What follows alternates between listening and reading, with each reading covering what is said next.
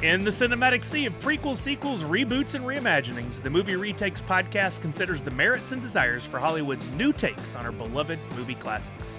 Brothers Matt and Chris Sully examine the latest retake franchises, pitch their own original retake visions, and share their love for the movies that made them. This is Big Brother Chris Sully. And this is the other Sully, Matt Sully. And there is another other Sully here as well today. Hello, I'm Isabel Sully. Folks, this is a first, a 3 Sully podcast. It's never happened before. This is amazing. This is history in the making, right here. And it's a special family episode.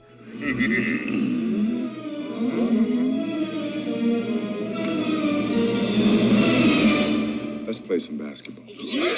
So we are going to have my daughter, Isabel, talk a little bit about Space Jam when we get to that part, and her take on the movie after we watched it. But before we get to that, let's talk reviews. Each week we want to spotlight a great review that we received from somebody on one of the podcast platforms. And this week the review comes from Viperhorn99 on Apple Podcasts, titled Bring On the Movie Scripts. Viperhorn says, Matt and Chris Sully rewatch movies and break it down with things you might have missed. Then stick around and listen to give them their version of a sequel. As movie fans, they take the best parts of the first movie and create movie scripts for a sequel that fans will love. End with a game trivia as the brothers test your knowledge on the movie they just broke down. This is a must for any movie fanatic. You'll get some laughs and occasionally some tears, but either way, you come back and listen for more. That's awesome. That is awesome. I'm sorry we made you cry, but I'm happy we entertained you as well. Hey, you know what it was? He was laughing through tears. He was laughing so hard they were tears. That's got to be what it was. The happy tears. Happy tears.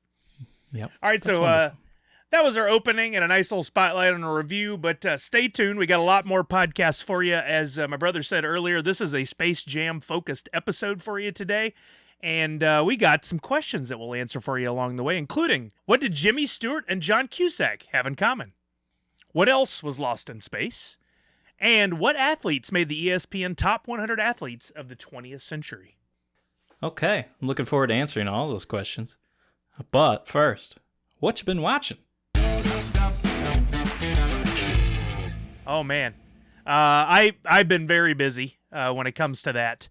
Between podcasting and social media and game streaming, I do find plenty of time for movies and TV and other stuff.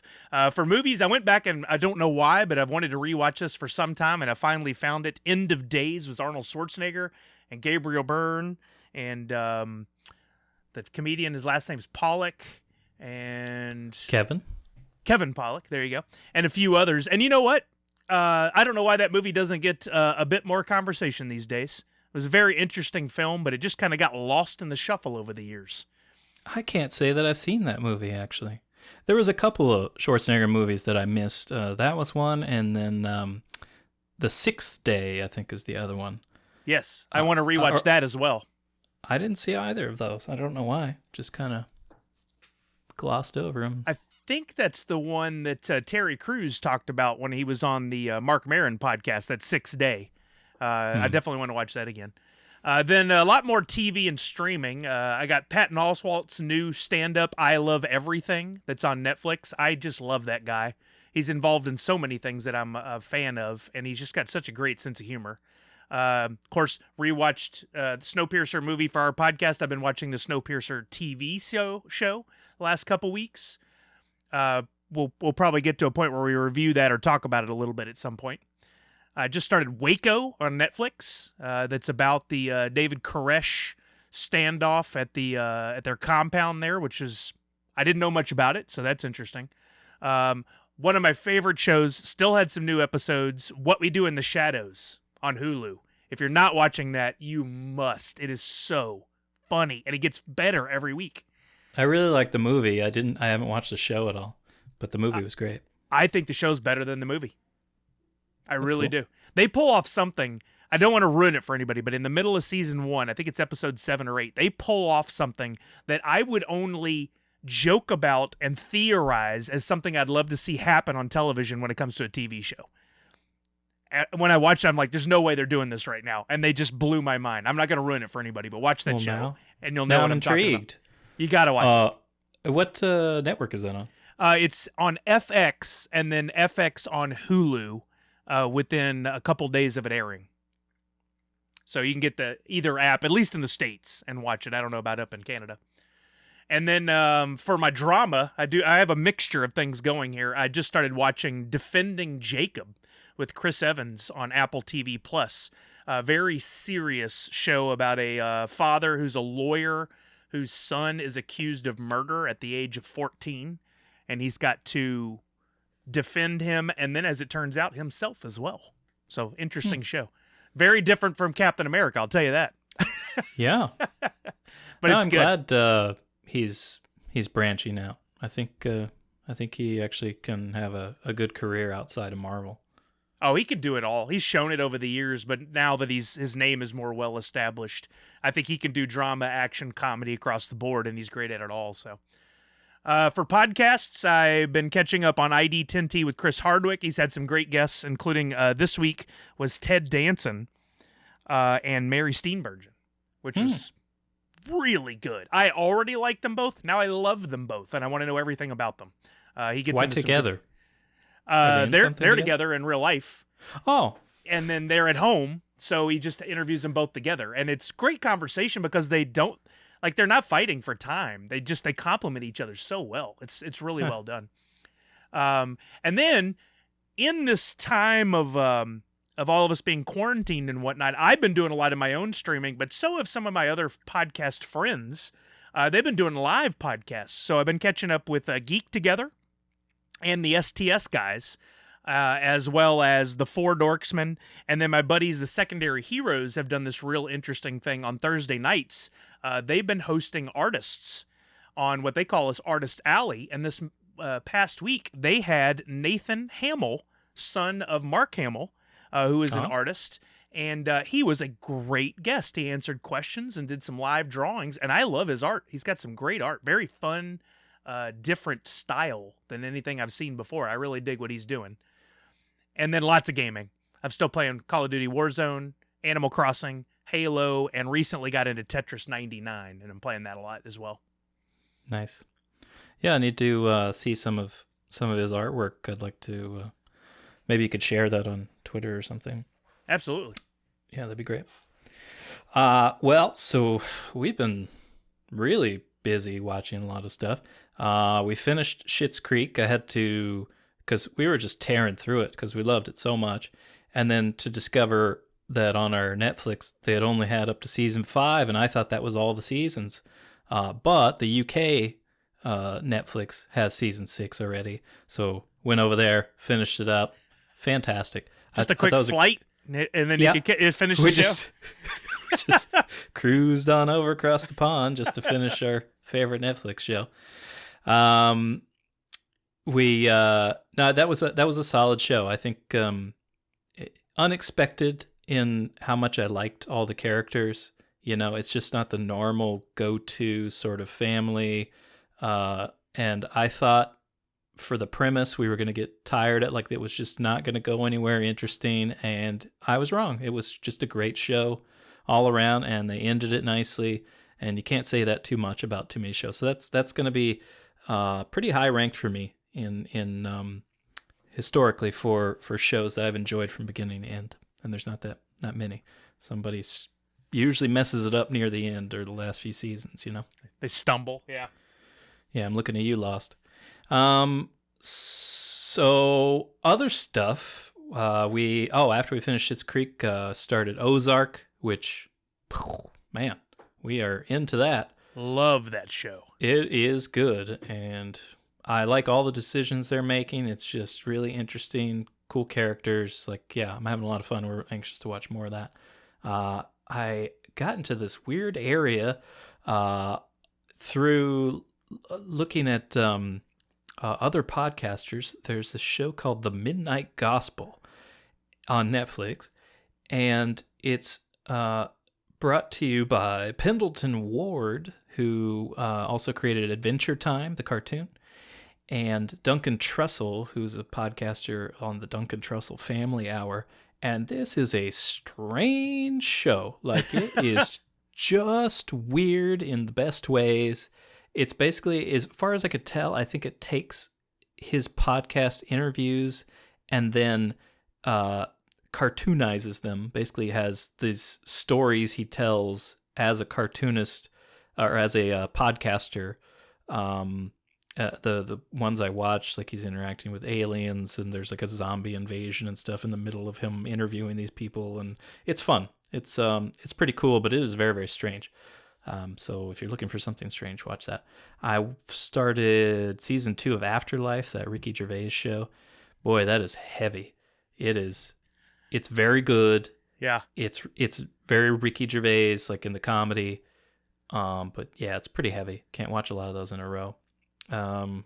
Let's see. We watched Rush Hour, and I forgot how funny Chris Tucker was. Man, that guy was hilarious. I just watched part of it the other day, actually. It was on cable, and I happened to be flipping through, and I'm like, oh, yeah, I love those movies. I've been wanting to watch the original for so long, and every time I go to look for it, all I ever see is Rush Hour 2 or 3 everywhere, and I haven't seen the original in so long.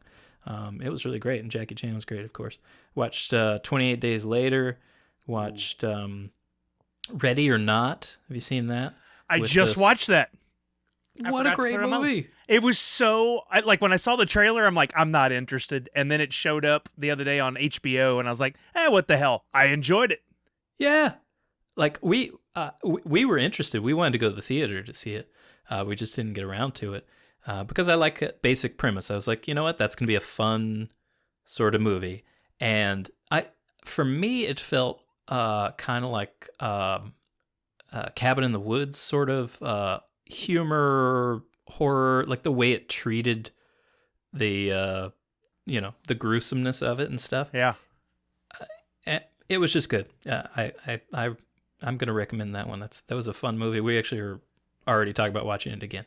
Let's see. We watched Reality Bites, Aliens, Long Shot, and I watched that Batmobile documentary. Did you watch that one? I haven't seen that, no. It was good.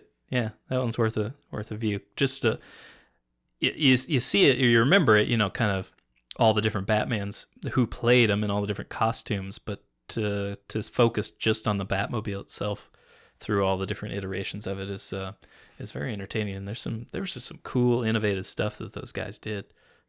Very, very cool. And I don't remember it being too long, but it was good. In sort of a homage to our Space Jam adventure we're having today, I'd like to talk a little bit about animation in the history of live action films.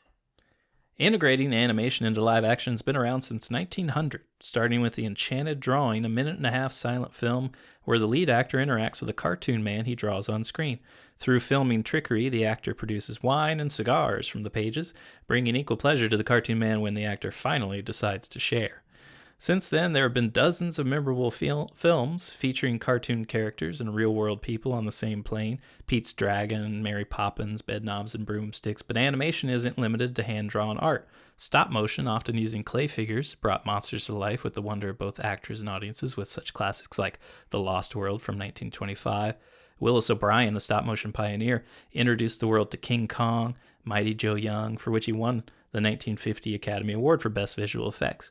Ray Harryhausen, you probably know that name a bit more, used the same technique called dynamation on Jason and the Argonauts and the 1981 Clash of the Titans for a bulk of those fantastic characters throughout the movie, including Pegasus, Calabas, Bubo, that mechanical owl, Medusa, and then the giant Kraken that comes in. Great stuff, and I'm still in love with that movie. I remember watching that a bunch as a kid, but it was fantastic for all that. Yeah. While While some motion pictures are animation heavy, actors even transforming into cartoons in some cases, thinking Don Knotts here, becoming a talking fish in The Incredible Mr. Limpet. Others only feature brief sequences, like the opening credits of National Lampoon's Christmas Vacation. In Hitchcock's Vertigo, there's a brief animation to pull us into Jimmy Stewart's Nightmare. Terry Gilliam often put together oddball animation sequences for Monty Python. His giant animated cave monster devours Brother Maynard in The Holy Grail, but Arthur and the Knights ultimately escape because the animator suffers a heart attack, his monster subsequently vanishing from the movie. In Better Off Dead, John Cusack brings a burger to life, Dr. Frankenstein style. In The Golden Child, the boy makes a Pepsi can dance for his captor's amusement. With the advent of CG, the animation has gone through major facelifts, expanding the options of what can be done on screen. With box office smashes like Who Framed Roger Rabbit, Sonic the Hedgehog recently, Paddington, The Smurfs, which grossed over $563 million worldwide, and more adult-oriented hits like Ted 1 and 2, we've solidified a love for our animated friends. 120 years and countless characters later, they're still leaping from the page, the screen, and from the imaginations of filmmakers worldwide. Yeah, there's in addition to that, I can think of a couple other movie scenes. I think there's one in one of the Kill Bills that goes anime for a minute. Yeah. But then they'll take it to another level too.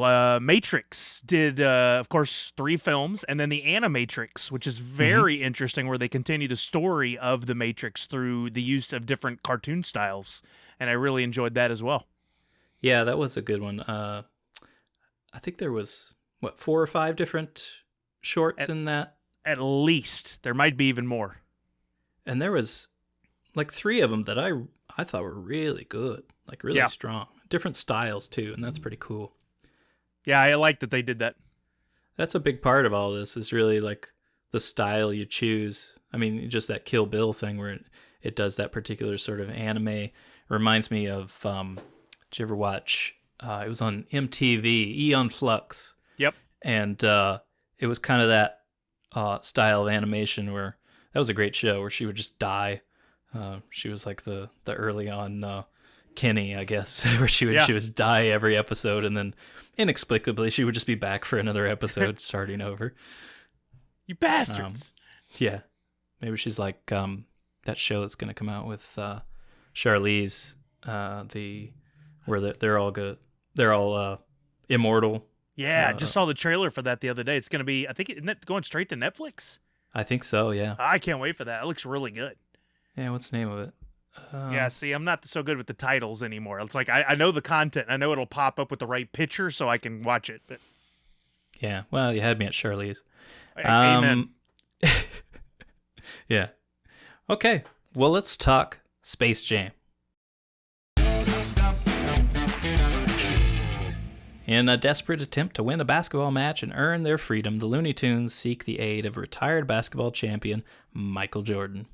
This stars, guess who? Michael Jordan. Wayne Knight, Teresa Randall, Larry Bird, Bill Murray, Charles Barkley, Tom Berry, Patrick Ewing, Tyrone Bogues, Larry Johnson, and Sean Bradley. A lot of those folks, obviously, are the basketball stars, but then we have Wayne Knight, who we know from Jurassic Park. Newman on Seinfeld. Let me help. I can help. Let me help. What can you do? Well, I may not be very tall, but I'm slow and large. And a dork. Bill Murray. I'm not going to go into all his movies, everything he's done. So there's good people in there. And then there's voice work from Billy West, D. Bradley Baker, who did a lot of the main characters there. Danny DeVito, who does the voice of, what's his name, Schwackhammer or something. Uh-huh. Yeah. Bob Bergen and Bill Farmer. This is directed by Joe Pytka, who... It's another one of those weird careers. Yeah, it's mostly he'd done like musician-oriented shorts like Michael Jackson, About Seal, Britney Spears. His only other movie of like feature length that I saw was Let It Ride from 1989. Yeah, Let It Ride has got Richard Dreyfuss and Terry Garr in it. Oh. And I'm struggling to remember if I've seen it. It's one of those where I think I may have seen the cover at the video store many times and was interested because of who's in it. I'm a big Terry Garr fan. She's just lovely. Richard Dreyfuss is also a great actor, but Terry Garr. And yeah, I'm not really sure if I've seen that one. But yeah, random career for Joe Pytka. And then he is still doing, or the last thing I think he did was in 2017. So not too long ago, he's still doing he did a documentary. So he's still working, but he never really was a major movie director. Writers for this, Leo Benvenuti, and there's basically 2 pairs of writers here. Leo Benvenuti and Steve Rudnick, who both worked on The Santa Claus in 1994, Kicking and Screaming in 2005, and then there is Timothy Harris and Herschel Weingrod, who worked on Trading Places in 83, Brewster's Millions in 85, Twins in 88, Kindergarten Cop in 1990. So those are some solid writing credits. Those guys, I'm assuming, are responsible for most of the jokes in this. It's weird that they worked on this, honestly. I wonder if you look at if there's like a timeline of how this was written. Did the first pair of guys come in, write a film, and it was good structurally, but didn't have the humor, and then they brought those other two in to spruce it up a bit? Yeah, I'm thinking that's probably a very accurate story of what happened. Yeah. It could have been the other way, where they're like, I've got some jokes. Now we need a movie around these jokes or something, you know? Could be and right. These guys are brought in to structure it, because that seems to be where they've got a strength of both comedy and structure. This came out in 96. The highest grossing movies of that year were Eraser, Jerry Maguire, The Nutty Professor, The Rock, Mission Impossible, Twister, came out at $494 million, and guess who beat it? Can you remember? 96? Independence Day. Oh, yeah. God, what a great movie.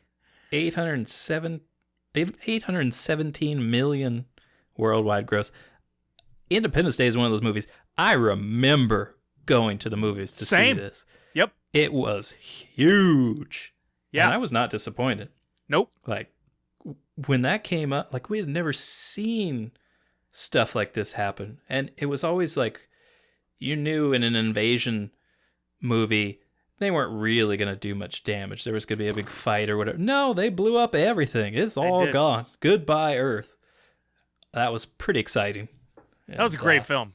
Yeah, that was... It was. That was a good year for movies. I remember going to the theater to see most of those movies because that was still a time where that was a big to-do on a Friday, was to go catch those. And if I remember right, somewhere around that time or shortly after is when they were releasing all the Star Wars films at the theaters too, with the new extended cut. Yeah, that sounds about right. I think I saw all these at the theater too. Yeah. I really liked the first Mission Impossible. It's one of the weaker ones now. Oh, but it's a tough rewatch. It's slow. It is. I didn't remember it being so slow, and on the last rewatch, I noticed it more. I still enjoy it, but and it's the very dated. Obviously... The clothing, technology. I thought of you this week. I saw it's the 20th anniversary of Mission Impossible 2, and I could just see you cringing every time it was mentioned. Don't you deem that the worst movie ever made? It might be. I don't know. It was so awful. Didn't you line your toilet seat in the poster for the movie at one point? Yeah, I had when you put the seat up, the back of the seat had the poster of Mission Impossible 2, so if you got any sprinkles, it went in the right direction. Yeah. Oh my God. Let's see. So Space Jam comes out November 15th. My birthday. Happy birthday. Yeah. And this is right before Schwarzenegger's Jingle All the Way. So they were going for like a holiday pull here. And I looked up the numbers. I would have thought that Schwarzenegger at the box office, especially with like a holiday movie, because everybody liked, like, you know, Kindergarten Cop, they already used to seeing him in sort of and Twins, they get used to seeing him in a comic sort of capacity. Jingle All the Way made $129 million worldwide. Space Jam made $230 million worldwide. And this is on an $80 million budget. So that tells you right there, if Michael Jordan pulls in higher numbers than Arnold Schwarzenegger, you know that this guy has some serious weight. And I am amazed that they didn't just do an immediate follow-up. Like, just throw something together and keep this guy going. Probably him going back to basketball changed that, but still would have thought he'd have time to go in there and make some money. Unfortunately, the rating on this is 43% on Rotten Tomatoes. Not well loved as far as critics go. I think it was a little bit higher for actual viewers. And as I point out every week, I think, and I'll continue to point out, that's the rating now. What was it in 1996 had you had a comparable Rotten Tomatoes score? I don't know. But it, like you said, that year at the box office, there's just so much coming out. Yeah. There was a lot of good stuff. I mean, this was a fairly prime time, not just for action, but they had some pretty good dramas come out. I mean, Jerry Maguire came out there. The English Patient came out around the same time, and that was huge. Yeah, so I mean, this is lighter fare, and I guess the family movies, right? Like they always do really well, and that's what we're trying to talk about here on the show. Is we want to have a more rounded, treatment of the program and interest on a lot of different types of movies. You and I are not drawn to the same types of movies, and so we're going to have to force ourselves to watch some things that maybe weren't even all that interested in, but we want to be able to talk about these so that you as listeners get an idea of what we like and what we can recommend. So you'll be better armed when we do say go see this or don't go see this. You'll know who you can relate to in that opinion. You guys are nuts. Correction. We're the Looney Tunes, and as such are the exclusive property and trademark of Warner Brothers, Inc. And with that in mind, we want to talk to my daughter, Isabel Sully, about Space Jam. Okay, so we watched Space Jam. Is this the first time you'd seen Space Jam? Yeah, it's the first time I've seen that movie. And this came out a long time ago. Did you know anyone that was in it? I didn't know anyone that was in the movie. Everyone was just new to me. Not even Bugs Bunny? Okay, I've heard of him before, but I don't actually, really know. You never seen Bugs Bunny before? No. That's crazy. That is crazy. What happened to Saturday morning cartoons? I don't know what that is either. Wow. Okay. Was that something when you were a kid? Yeah. Well, I assume they still have cartoons. I think they have cartoons 24 hours a day now. So we used to have to wait till Saturday mornings, and we'd get up early, and there'd be a whole big 4 hours of cartoons, and we'd sit there and eat our cereal in front of the television until Mom and Dad got up. Wow, that sounds great. It was a lot of fun. Yeah. Yeah, and when the new cartoons would come out, we'd get up at 5 in the morning or something. 'Cause there'd be the obscure ones, I don't know, MC Hammer's cartoons or with the Jackie Chan cartoon or something like that. I don't remember what all came out. But Looney Tunes were the lead-in. Looney Tunes were the ones that were on super early because they were the old ones. I'm putting in air quotes. Okay, so you didn't really know Bugs Bunny or any of the other characters, but you'd seen plenty of cartoons. I mean, you like SpongeBob and stuff. So Yeah, I like SpongeBob. what did you think of these characters, the Looney Tunes? They were strange. All right, you irascible bunny. Come back here, you squirry rodent. I'll be with you in a second, folks, after I finish with Nature Boy here. All right, you pesky rabbit. I've got you now. Why were they strange? I don't know, they were just really strange. Because you didn't know him, maybe? Yeah, probably. Yeah. And I assume you don't know Michael Jordan? Okay, I do. You do? Oh. From what? Literally everything. Okay. He does. He's a busy man. Yeah, he has been around. And 7 people in my class are so obsessed with basketball. Literally, their profile pictures on the computer is him. Oh. My What? profile picture is a cat. Yeah. Not a basketball cat. Just cat. Not enough cats in this movie, really. Sylvester's in there. What are the other cats? I can't even think of any other ones. I think he might have been the only one. Yeah. There's a Weird, lot you'd more think that- birds. Yeah, it's true. Cats. Okay, so you know Michael Jordan. That's good. And you like cartoons. So did you like seeing him and real people and cartoons together? Yeah, it's kind of weird seeing humans in the cartoon world. It's kind of strange. But was it entertaining? Yes. Okay. And do you like when the cartoons went in the human world? Yeah. Who was your favorite? You didn't know most of these people. Did you find a favorite from No. this? You didn't like anybody? No, I just couldn't choose a favorite because I don't know them well enough. I see. We'd have to watch more. Yeah. Well, there's going to be enough. a sequel. So, When did this movie come out? it's like a year from now. At least. No, when did the movie come out? Oh. Oh, this one? 1996. So they should have made the sequel by now. They should have. Let's see. So you're not a huge basketball fan? You don't watch sports? No, I don't watch them, but I do sometimes like to play basketball. Not much because I'm too short. For now. Well, No, you're probably No, not doomed. for now. But still. Yeah, I don't think you need to be great tall. No. Sorry about that. Probably not. So you didn't recognize? Did you recognize Bill Murray in the movie, the older guy that ended up coming in to play basketball with him at the end? Because he was in Ghostbusters. No, I didn't. You didn't recognize him, huh? He did look a little different. He was older. Okay.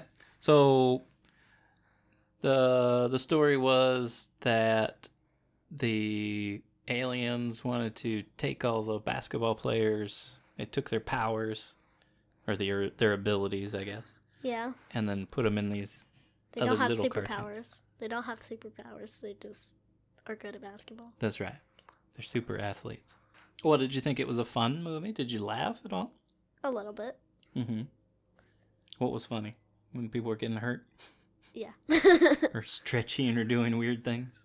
No, it's funny when people got hurt. That's always funny. Yeah. Did you have some favorite parts in the movie? Were there certain parts you remember real well? No. Nothing Not stood really. out? What didn't you like? There you go. Nothing. See, you liked it just fine. It's just not gonna be one of your favorite movies. Yeah. Okay. What would you rate it on a scale of 1 to 5? That's a weird scale.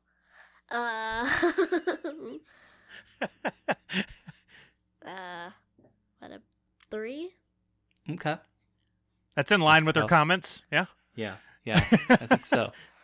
Okay, so good for a one-time viewing, but we'll probably never watch it again. Sure. Yeah. All right. If you were gonna make another movie like Space Jam where they merged cartoons and real people, who would you want to see in it? What cartoons and what people? I don't know what people, and I don't know what cartoons either. What? Are- But you have all are- kinds of cartoons you like. I know. I can't choose one. Aren't you a big Teen Titans Go fan? Yeah. I Yeah, like what if that they- show. What if they merged Teen Titans with real superheroes? So like real Batman was mixed with the Teen Titans. That'd probably be kind of strange because they're always breaking their necks, and then how would they do that with real people? Make It's them. just like they did in Space Jam. Yeah, Michael Jordan became a basketball for a few minutes. They slam dunked him, and at the end, his arm stretched halfway down the court. Oh yeah, how did they do that? Right? Good question. Movie magic. Movies are weird. Yes, that's true. But entertaining. So, Isabel, what are your favorite movies? If you could only pick a couple of movies to watch over and over again, what would they be? To be honest, I like TV shows better than movies because TV shows they have more like surprises in them because there's more and more of it. And then movies, every time you watch it, it's the same thing. That's a very valid point. Yeah, that's so true. What's your favorite TV shows then? SpongeBob. That's the correct answer. Yes. Did you see the one where SpongeBob changes himself to be shaped like Texas? That's a good one. No. Gotta have to show you that clip. Because on Netflix they only have season 5 for some reason, and then everywhere else it costs money. Boo.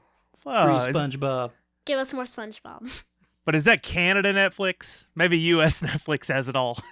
I think I checked and I didn't see it anywhere else. I'll have to check again. So you're just watching season 5 over and over again? She is. Yes. All right, I'm making a Christmas list. I'm gonna get you that DVD box set of SpongeBob SquarePants. Sounds good. Well, there's another SpongeBob movie coming out. We'll probably go see that. Yeah. Yeah. I want popcorn now. Me too. Well, thank you very much, Isabel. It was great input, and we appreciate your ratings. And for all the kids out there, it's nice to hear your voice and your opinion on these movies as well. And now back to the Sully Brothers. So what do you think with this? Are you higher or lower than the 43%? What after watching this, what do you think? I'd think higher. I think overall I'd probably put this, if I'm rating on a 0 to 100 scale like they do, I'd rank this more in the high 60s, low 70s probably. Like, I like the film, but I feel like it was pretty much just like a one-time viewer. and I'm good. I got the story. I had not seen it in so long. I think I hadn't seen it since that year it came out, honestly, that I had become very hazy on a lot of the details. So I enjoyed seeing it and watching it from the perspective now of, well, several perspectives. One, knowing more about films and direction and knowing more about the whole mixture of cartoon and live action. Having seen that happen so many times, like you talked about early in the podcast, that was very interesting. But also following the careers of all those basketball players. It changed the perception of the film in a lot of ways. Like, it changed the way I broke it down. I think the most important thing, and I was going to get onto a tangent about this at some point, I might as well now, that documentary, The Last Dance, that's out right now on ESPN, is one of the greatest things I have ever watched. Hands down, the more I think about it, I want to start it all over and watch it again right now, because I grew up in the time of Michael Jordan. Unfortunately, I never got to see him play. But that documentary is so well done, and you learn so much about him as a person, and they talk at length it's either episode 9 or 10, maybe even 8 or 9, about Space Jam. And about behind the scenes of when they were filming this. Michael Jordan agreed to do it while he was playing baseball before he had made the decision to come back. But part of the deal was, I'm thinking about coming back. I need you to build me a basketball court so I can practice. Mm-hmm. And so they put one of those giant white circus tents with a huge basketball court and a huge weight room and everything he needed. So he would film all day, work out all night, and then he got to the point where he would invite all of his friends over to play basketball. So all these NBA legends would come by the lot and hang out and play basketball. And he also used that as an opportunity to take notes on all the guys he had never played against. What? He is a incredibly smart individual. Like, that's the thing I learned about him the most from Last Dance, is this dude was as smart as he was talented. And he used every opportunity to know his opponents and know how to get at them. He was ruthless. Like, he would talk smack to people. His own teammates he was ruthless towards. It was very interesting. I never saw him in that light. But anyway, going on a tangent, I think to watch Space Jam now, you almost have to watch The Last Dance. I know it's a weird thing to say, but I think you got to watch it to appreciate who and what Michael Jordan really was. I was never really a sports guy. Like, I'm not now. I remember, when you're, especially with like a teenage boy, you're sort of expected to like sports. And, I went on to really enjoy like college football. We're from Texas after all. So, I mean, you have to. Yeah. But that wasn't just pressure. Like, I genuinely enjoy watching football, but I don't seek out sports for entertainment. Basketball, honestly, I think is the worst sport. It is so boring. And I know there's a lot of basketball fans, but for me, any game where you regularly score more than 100 points and games end up being won within like 10 points of each other almost every time, something's fundamentally wrong with your rule system. You need to change something. And I don't get it. So anyway, that's besides the point, but it kind of is on point. So for Michael Jordan at this time to go and make a movie that, it wasn't a documentary like The Last Dance there. It was supposed to be a family film, and I will guarantee that a lot of people who were not basketball fans went to go see this movie because of him still, because he is one of those charismatic friend, like you immediately like this guy. Mm-hmm. And we'd seen him everywhere, right? Like, even non-basketball fans, he's one of these faces that anyone worldwide who saw him would be able to say exactly who that was. I mean, he's like the McDonald's logo. Yep. You can see him and you say, that's Michael Jordan. Oh, look, is that Michael? Michael! Oh, it's Air Jordan. Basketball. I thought I did see Michael Jordan. Pardon me, Mr. Jordan. Could I have your John Hancock, please? And you may have never seen him play, but you know about him, you know about Air Jordans, and you know you like him because there is nothing to not like about Michael Jordan. Yep. And I haven't watched that documentary. I don't think it's one of those that gets into like the dark side of anything. But a little bit. Okay, A little bit. But yeah. all right. Well, now I'm more interested. And I'm not one of these people who is like looking to tear down our heroes. But hopefully that's not anything that ever happens for him. And I always look at celebrities now. There's like a countdown clock. Like I'm just waiting for the day. Then Yep. Oprah or how am I blanked on her? Ellen. You know, these super mega godlike beings have something, even if it's not true. Like the fact that nobody's like at this point accused them of something either tells me that they're squeaky clean or they're so evil that they've managed to squash anything.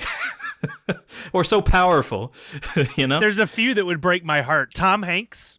There better Yeah. never be anything about Tom Hanks. I would die that day. Or J.J. Watt or Craig Biggio. Those would kill me in a heartbeat. I can't have anything wrong with those people. They are perfect in my opinion. You can't. Well, and that's we still watch the Cosby Show, But we lost Cosby.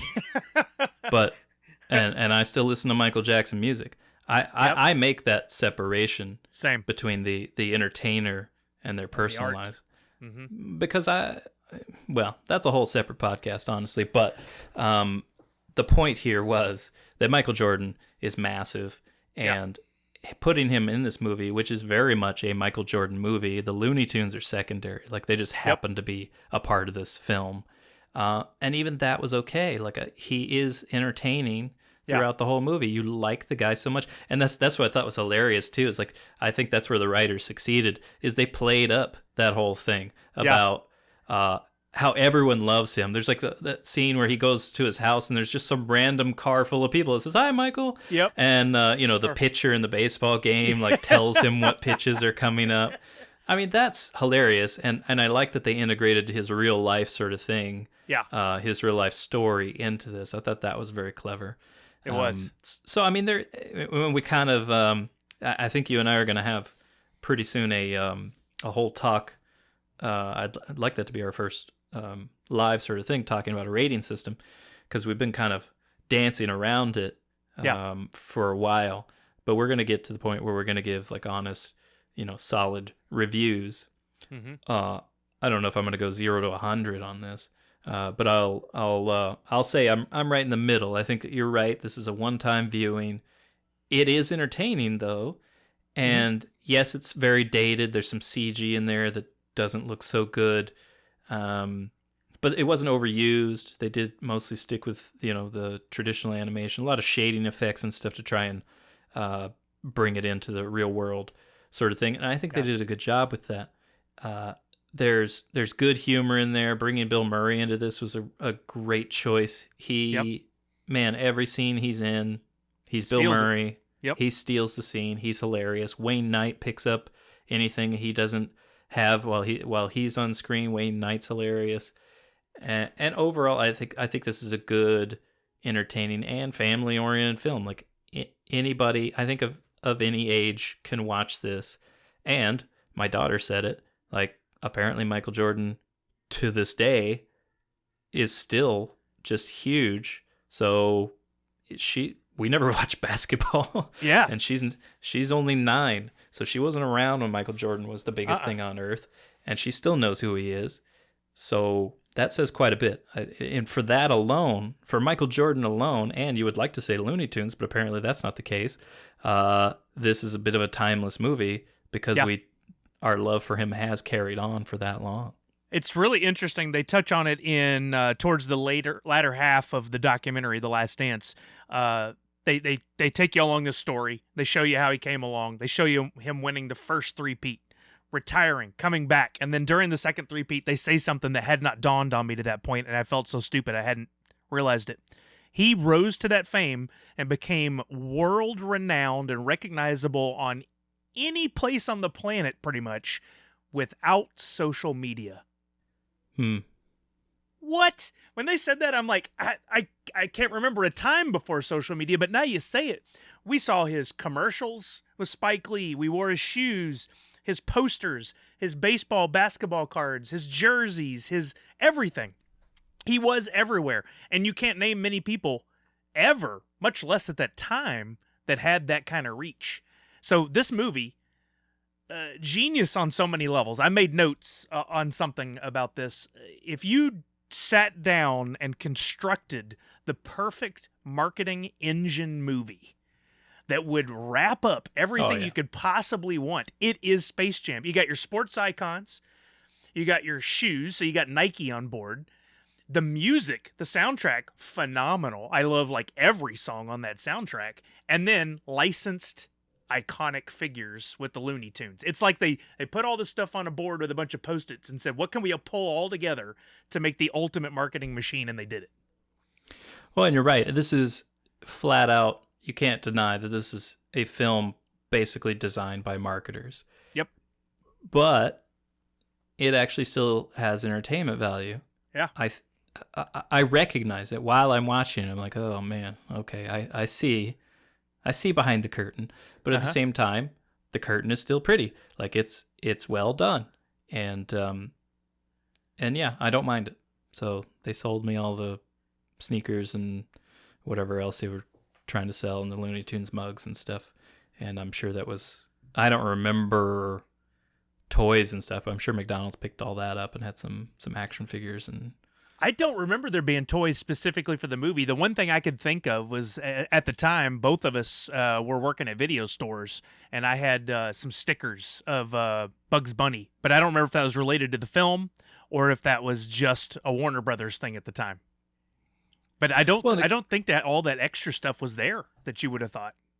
Well, you didn't even really need it. Like, this is basically just a way to continue his face being well known and prevalent, worldwide. I mean, the numbers for the box office says it all right there, 230 million. So that he is well loved everywhere, and people want to spend their money on him. And you know what thing I was really surprised by? In my head, I remembered him being a okay actor. He actually was pretty dang good in this.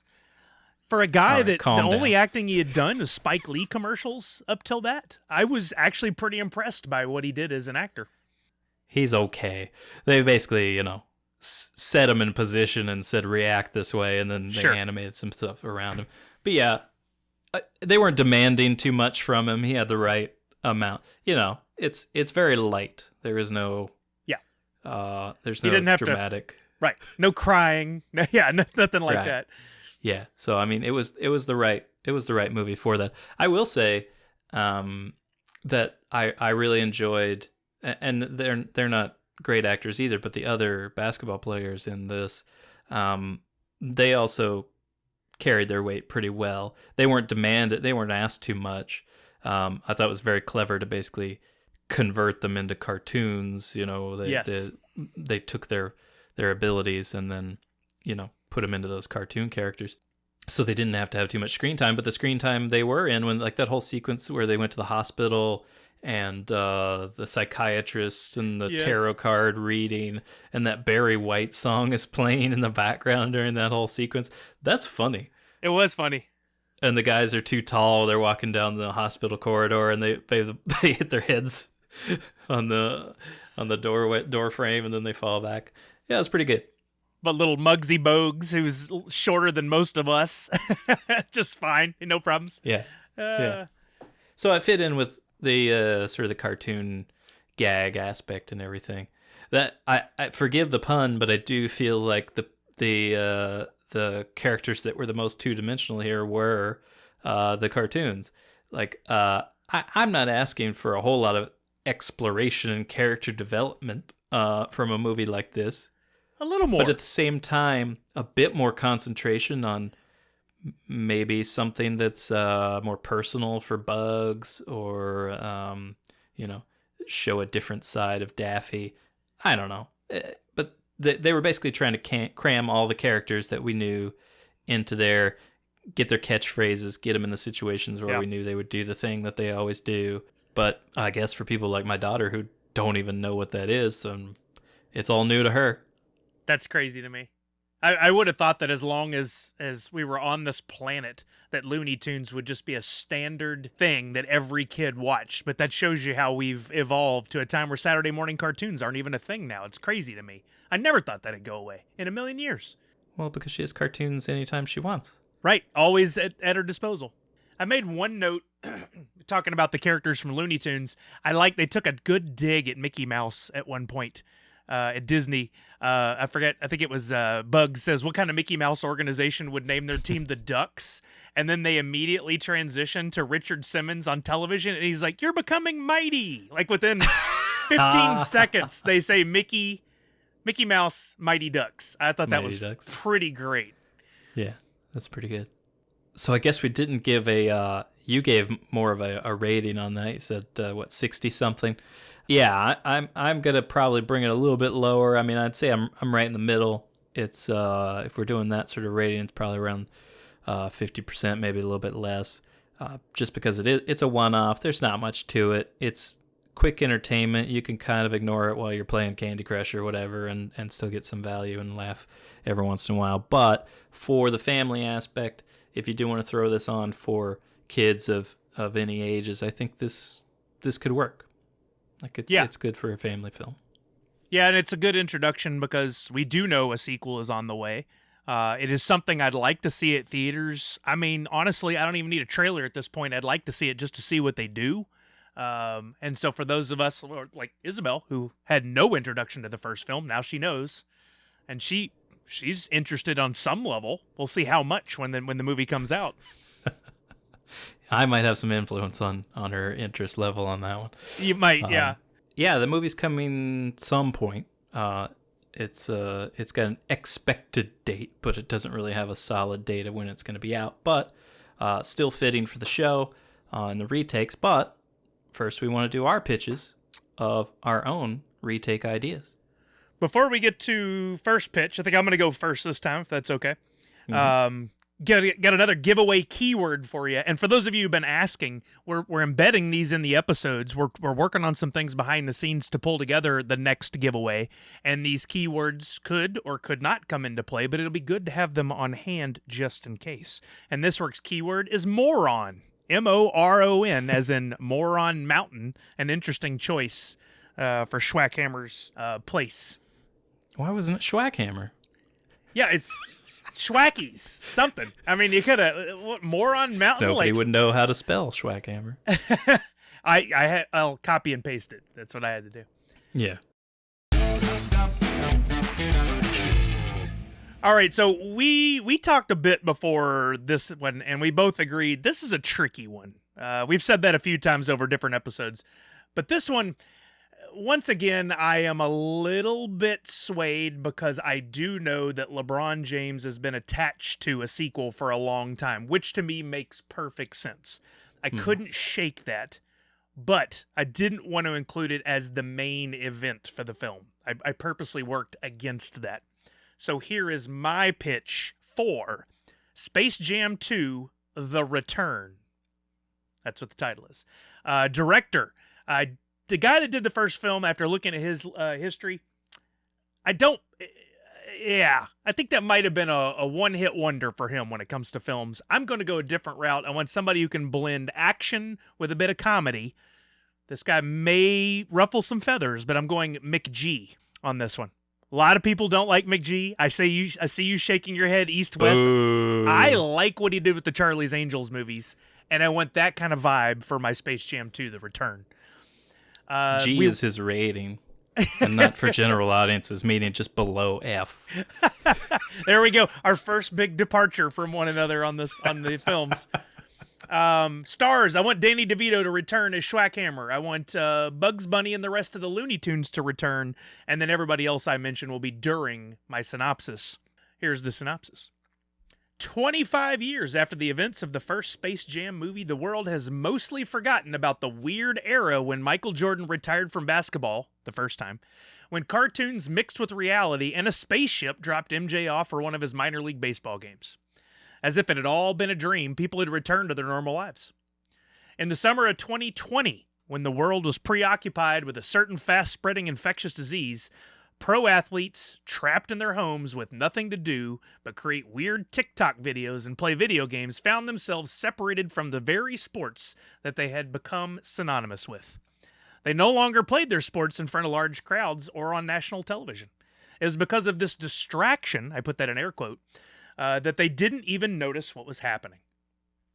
Fast forward to 2021 when the world finally had a cure for this disease and people started to return to their normal lives.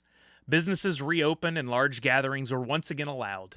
Fans couldn't wait to return to the stadiums and arenas that they once loved so much and had missed so desperately. It wasn't until the first games were played that a new issue began to surface. Pro athletes like Mike Trout, Tom Brady, Serena Williams, Sidney Crosby, Cristiano Ronaldo, and LeBron James finally had the chance to return to their respective sports, and the world was waiting. ESPN was foaming at the mouth for content. Because of the wait, all the major sports were set to return at the same time. The big day, dubbed The Return, see what I did there with the title? Sponsored by Nike, was scheduled for March of 2021. The opening ceremonies of the new World Sports Day began, and they were all ready to rumble. It was only then that the world discovered what many of the athletes had already learned. These athletes didn't have it anymore. Sometime during their quarantine, their sports mojo had been taken. They had tried to hide it by keeping practices private, but the cat was out of the bag now.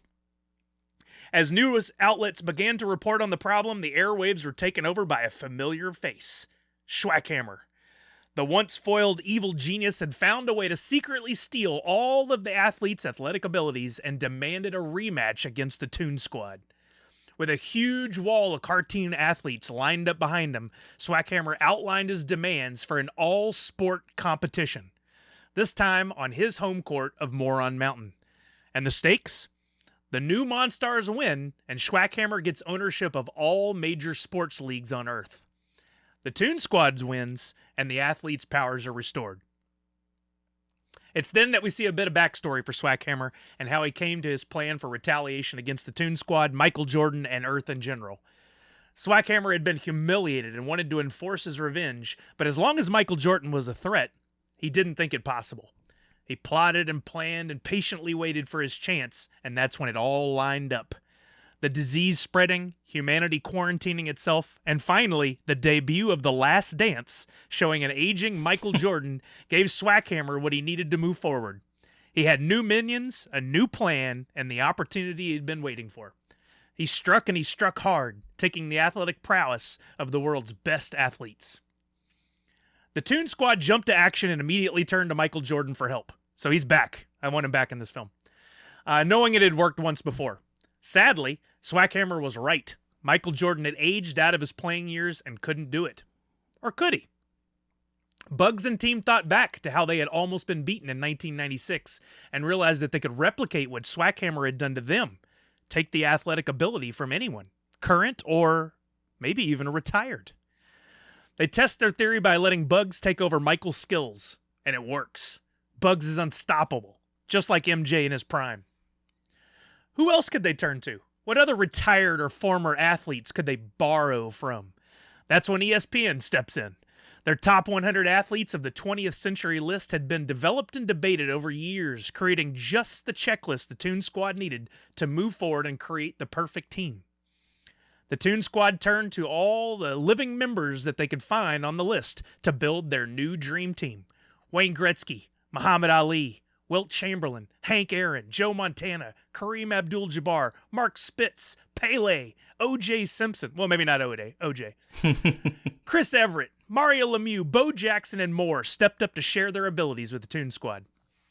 Lots of cameos.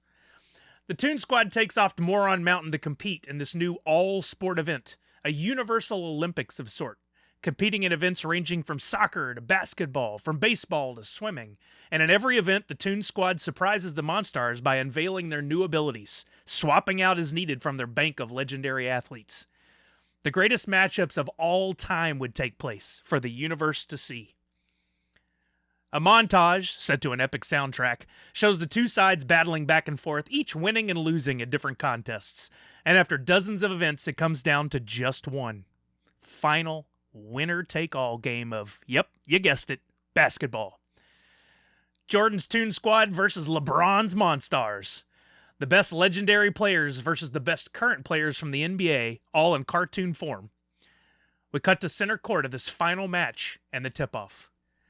Behind the scenes, though, just as the game's about to begin, the unlikely duo of Bill Murray and Wayne Knight show. They'd been working behind the scenes, being two of the only people in the universe who knew what happened in 1996, to figure out what magical talisman Swackhammer had used this time around, and they were close. We cut back and forth between the game and the search behind the scenes for the new talisman, which turns out to be a cell phone with all the players' profiles, stolen from their TikTok accounts. Each player had touched their phone and agreed to an end-user agreement that included the rights to use their athletic abilities, and since nobody reads those things, they didn't even know they were giving them away. Murray and Knight find the phone and steal it back. They smash the phone and boom, the game's over. The minions shrink down to their original size, the players' powers are returned, and the game ends abruptly. Swackhammer is apprehended and permanently put on ice in an Acme prison. Our heroes return home, and we cut to the Looney Tunes, Jordan and LeBron. They're celebrating the win and talking through the events of the previous months when LeBron makes a joke about he's glad that the phone was found, or all the sports leagues would have gone back to Swackhammer, indicating that he probably would have won. Jordan looks at him the same way he looked at that iPad so many times in The Last Dance, with a smirk and smile on his face. We cut to center court at the Staples Center in L.A., Jordan's lacing up his Nikes, and LeBron's throwing talc powder in the air, his signature move. They step to center court, and the ball's thrown up. They both jump for the tip-off and roll the end credits. Oh, that's nice. So, yeah, I thought through this a lot. I really wanted to capture the magic of the first film, pardon the pun about magic, but make it bigger, more universal, more sports, but also while adhering to that carefully calculated marketing plan that's going to show off all the Nike shoes, that's going to show off all these amazing athletes and bolster, interest in them again, that's going to bring in some amazing music for a soundtrack. And of course, there's going to be a lot more marketing brought in from all over the place for this. I think it could be huge. And I hope I captured the essence of it there. I think I did. I think so too. I really like the idea of branching out to other athletes, other sports. You do kind of an Olympics sort of thing there, cycling through all those. And the old versus the new guard. Oh, that's what it is. The old guard was Charlize Theron. Nice call. And so I think there's some good stuff. I mean, you're going to stick to a little bit of the same formula there, so we get all the same characters, but that's okay. Like I think people kind of expect that anyway. I don't think there's any. I think for whatever we get from Space Jam, we're gonna get probably the same caliber from the sequel. So nobody's gonna be really expecting to be blown out of their seats. But I think you have good stuff in there. Great descriptions. Like there's a lot of good people are going to end up being in that. Direction though, I don't know. Yeah. It all falls apart with McG, in your opinion, huh? It really does. Well, now who would you have direct this? In my vision, not yours. You've got yours as well, but I don't know, man. That's your vision. I got my own. For me, I already talked about I'm not a big fan of basketball. So I'm actually kind of stripping out the basketball in sports from this movie. Space Jam to me is just, it happens in space. So I'm still running with the Looney Tunes, mixing with live action stuff, but it's a whole different story. For direction, I want to do Brad Bird because he started off with Pixar stuff. Yep. And then moved on and has done Mission Impossible, and I think he's great for both live action and animated, and all that stuff he's did were action sort of things. So I would like to see him take on a unification of both. Casting, a handful of the Looney Tunes characters. I'm not going to try and run the spectrum. Bugs Bunny, Daffy Duck will be in there. Then for and Marvin, and for the lead actors, I'd like to use Kate McKinnon I think she's hilarious, and she's a bit of a agree. cartoon look to her anyway. She's kind of animated looking. And Sam Rockwell, because I'm a big fan of Sam Rockwell, and I think he's good with comedy and drama, and so I think they'll be able to play off of each other and the animated characters pretty well. Okay, my pitch is called Space Jam Lunar Landing. It's like lunar, see, but I changed it to Lunar. Okay, here we go. Astronauts Bugs, Daffy, Kate, and Sam have begun to inhabit Mars, creating shelters underground, safe from the dangers of surface living. When drilling to expand their base, they discover a vast and ancient cave system, one which looks man-made, though be it made by very small men. After brief exploration, the astronauts discover the Martian race is alive and well beneath the red planet. They are very short and very aggressive. They take the group of astronauts by force, leading them to a great hall with giant statues of Martians carved into the red rock, each with a foot atop a chiseled planet. The Martian soldiers tell their captors how each leader of Mars conquered planets throughout the galaxy. Some of the planets are unrecognizable, others are known but considered uninhabited. The group wonders if this was always the case, or if the Martians had eradicated life on them before being discovered by humanity. Then they reach the end of the row, where Earth has been more recently etched into the surface, and Marvin the Martian is the great warrior leader portrayed as its conqueror, his sneakered foot planted over North America. The group begins to question the validity of these statues when a pair of shadowy figures comes from nowhere and takes Bugs and Sam. Daffy and Kate are presented to Marvin, seated in a ridiculously high throne. Kate discovers that Daffy knows Marvin, and the Martian leader is struggling to explain to everyone, including his own people, how humans can be here if their planet was conquered. Meanwhile, Bugs and Sam arrive in a strange place where the colors are muted and the architecture's straight lines and perfect symmetry, and the shadowy figures look very similar to the Looney Tunes from Earth. We soon discover, however, that they are not the same, and they are far from loony. In this bizarro version of the Looney Tunes world, the cast seems to have all visited speech therapists and attended finishing schools. Here, Sylvester and Tweety are best friends, and Daffy is called Mellow Mallard, a poster duck for Valium. Bugs meets his doppelganger Henry Hare. With combed-over ears and pinstriped fur, he's the gentlemanly leader of these Tunes people, and he explains how they've relocated themselves to Mars' core to evade the little men above.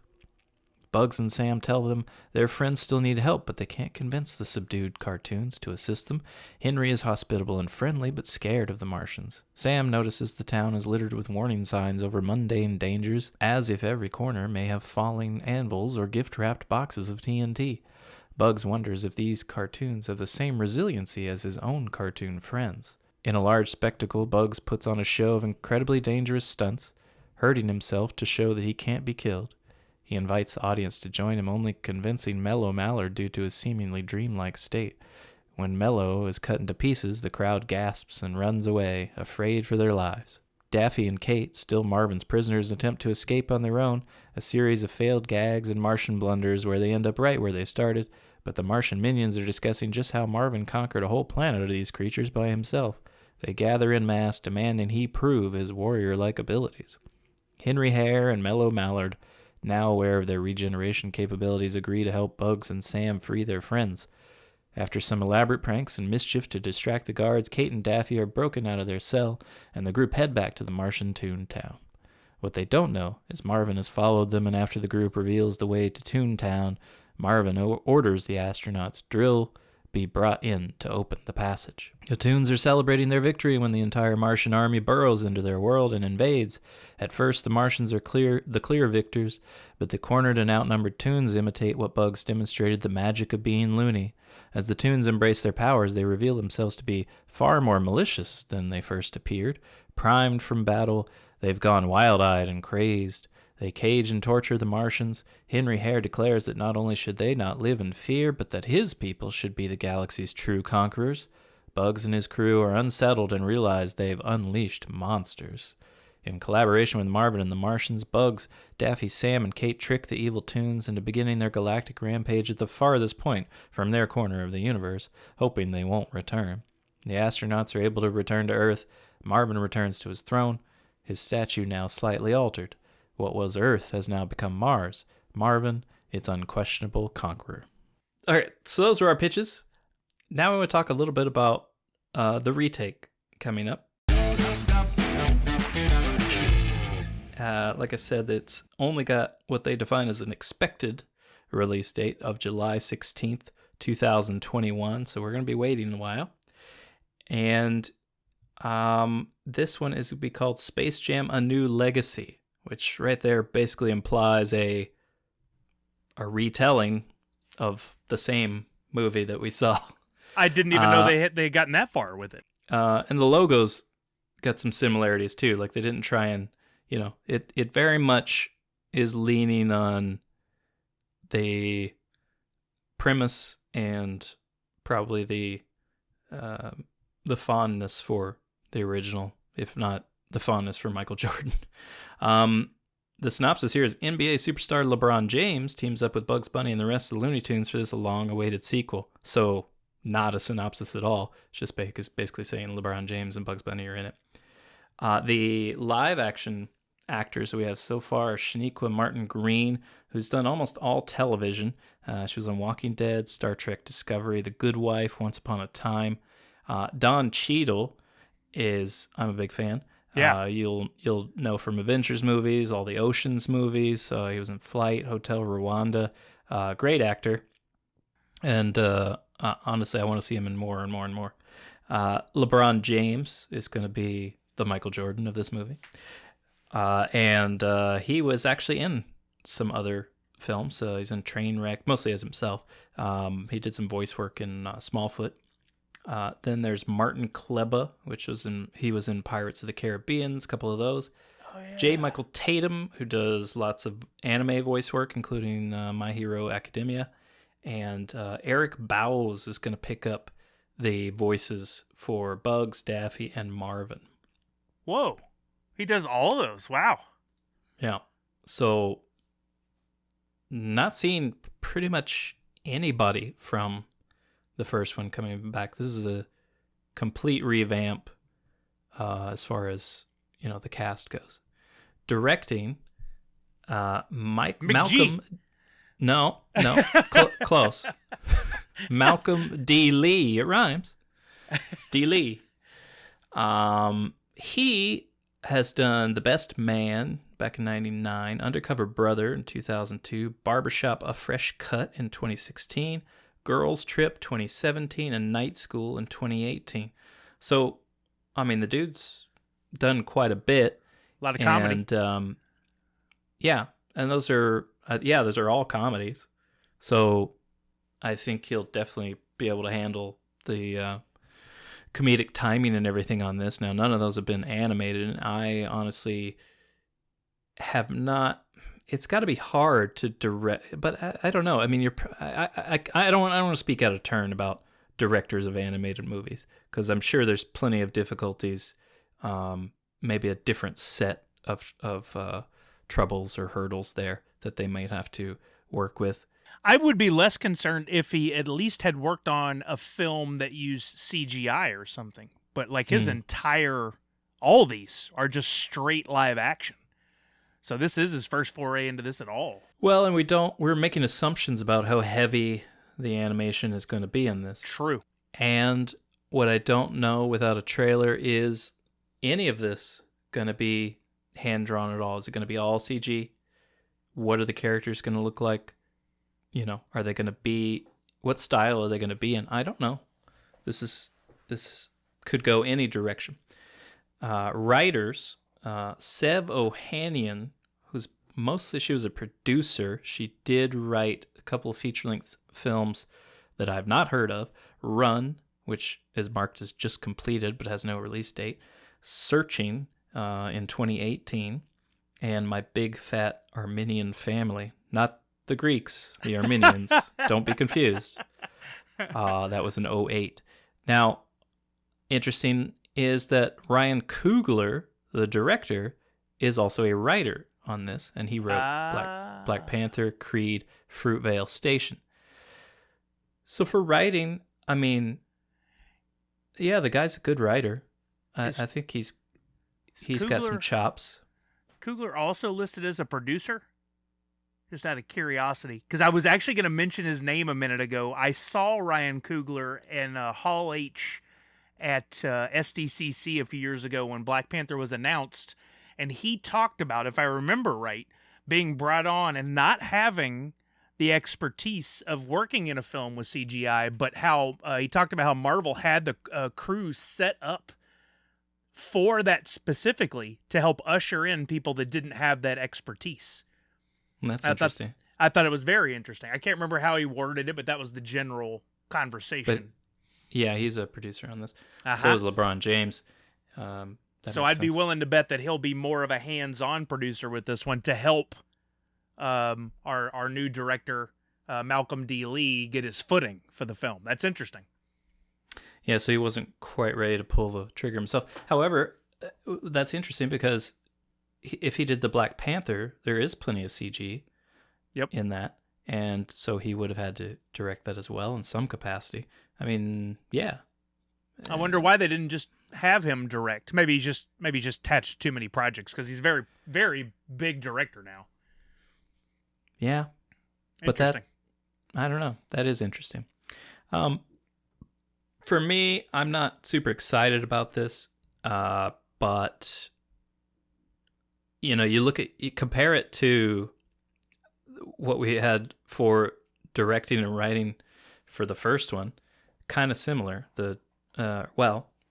Actually, no, like this one has maybe a little bit better in some capacity. It's strange because like there's the Sev woman who has mostly done production, not much of a writer. Coogler, who's written and directed but didn't want to direct this, and then another guy who's directed a bunch of stuff but never done any animation. So I mean, there's concerns, I guess, for what could come out of this, and plus it's just my assumption right now that it's just a remake essentially of the same story with a different celebrity basketball player. I mean, could they really get away with that? When's the last time that was? The Teen Wolf 2 is the one that always comes to mind for me, where they made the exact same movie, but they flipped it to boxing and they replaced the lead guy. And even as a kid, I remember watching it going, oh, I'm so excited. Wait, that was the same movie. I've already seen this. Like, I don't think they can get away with that these days. Oh, yeah, they can. You think so? Oh, yeah. You're going to go see it? That's true. But, like, I mean, nowadays, the movie it has about 3 or 4 weeks at the box office before it's going to really start to lose any steam. And if everybody that goes in those first 3 or 4 weeks is like, LeBron's in it, but I've seen this movie, it's not going to bode well for the studio. You could be right, but I would be scared for them if they approached it that way. Yeah, I don't know. I mean, nowadays I would think after that first opening weekend, that's all you got. Like if your movie is no good, then word's out pretty quickly. If it's just so low on the rankings that, that stuff can't stay a secret for long. No. We'll know more when everybody else does. Trailers come out. We'll start to see how it looks. Get a concept of the actual storyline here. So it's early to make any decisions. And I'm excited about seeing LeBron in a movie, to be honest. I really have liked following his career and seeing what he's done. I don't think he's the greatest of all time, but he is one of the greatest athletes I've ever watched, and it's been a lot of fun to see what he does. And he's not a bad actor either. He's done a bunch of commercials over the years, similar to what Jordan did with those Nike commercials, but they've had LeBron play like multiple parts in some of them. And he's been on some more television and other series and things where he's been able to be himself, so he's comfortable in front of a camera. I think he'll probably be a little more well-rounded than Jordan was when he did Space Jam. Could be. And he's recognizable. My God. I went to L.A. 2 years ago for a couple of cons right after he had signed with the Lakers. And you can't go 10 feet in Los Angeles without him being the side of a building.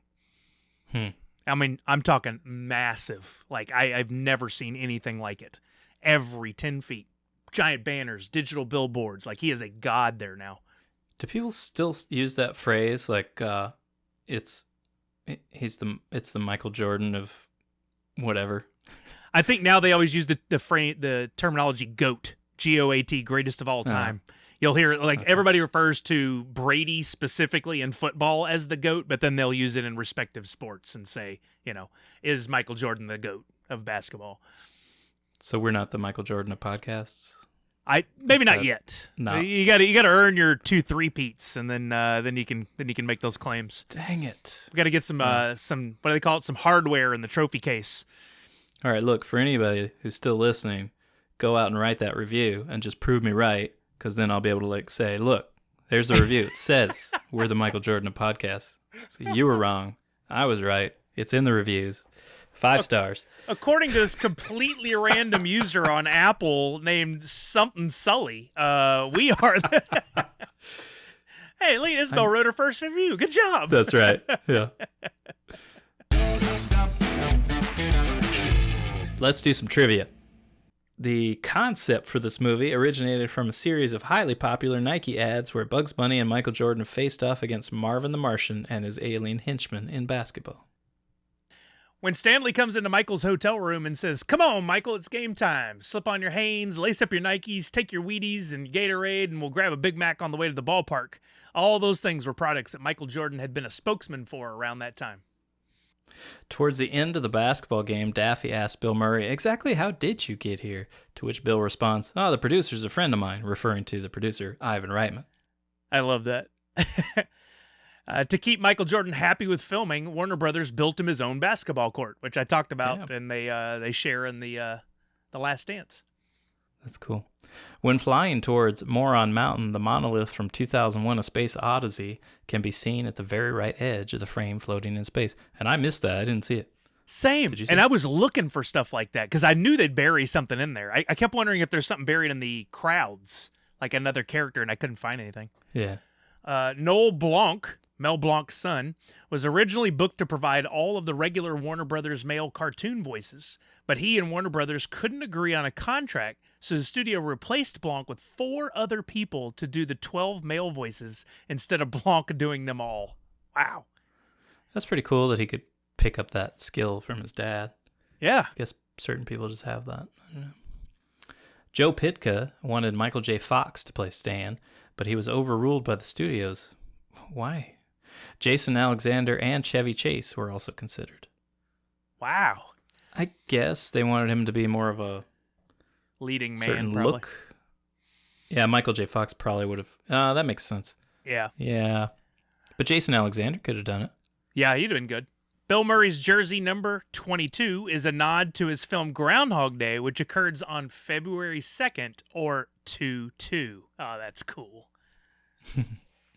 The US VHS release included a collector's coin inside the package that had the Toon Squad on one side and the Monstars on the other. If anybody has that, I want to see that. I say pardon me while I go to eBay, because I need that. Yeah. I want that in my life. I'm imagining it like real big, like Yeah. one of those double, like a dollar, like, those dollar coins or something. I don't know. I can't believe I've never seen that. That's weird. Bill Murray, who stands 6'2", joked how he felt puny around Michael Jordan and Larry Bird, who stand respectively at 6'6" and 6'9". We noticed that while we were watching. Vanessa's like, "How tall is Bill Murray? Because I know these guys are huge, Yeah. and he's kind of up there." Yeah. Grossing over $230 million worldwide, it's the highest grossing basketball film of all time. That is... Wow. There's been a lot of basketball films over the years. I didn't confirm that one. I'm going to look it up. I could think of other basketball movies, but they're all more like they've been out for a long time, so the math wouldn't pan out. Like, has there been a big basketball movie in the last 10 years? I can't think of one offhand. I could think of, there was Blue Chips with Shaq, but it didn't make that kind of money. And then you go back, there was Hoosiers, and there's one recently with Ben Affleck, but that almost went straight to video. None of them were giant tentpole summer blockbuster films, which is very interesting. Yeah, you're right. Huh. I can't think of any. Joe Pytka is credited as the film's director. However, many people who worked on the film, mostly the voice actors, have all said Ivan Reitman was the film's actual director, and that Joe Pytka was only a director for the animation. Pytka himself said he had gripes with not having total control. For whatever reason, Pytka got the main director's credit, while Reitman is only credited as a producer. That is strange. After the credits, various characters quarrel over who gets to say "that's all, folks." Then Michael Jordan says, "Can I go home now?" And then the Looney Tunes "that's all, folks" text slides onto the screen. So nobody gets to say it. I didn't, was that post-credits? I didn't hang around long enough to see that. Yeah, I didn't either. I cut it off pretty quick.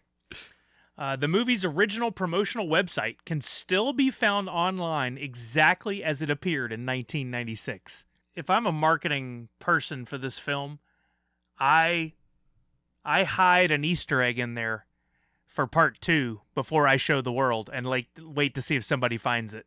I look at, so it's spacejam.com, and I look at it, and I remember websites looking like this. Yeah.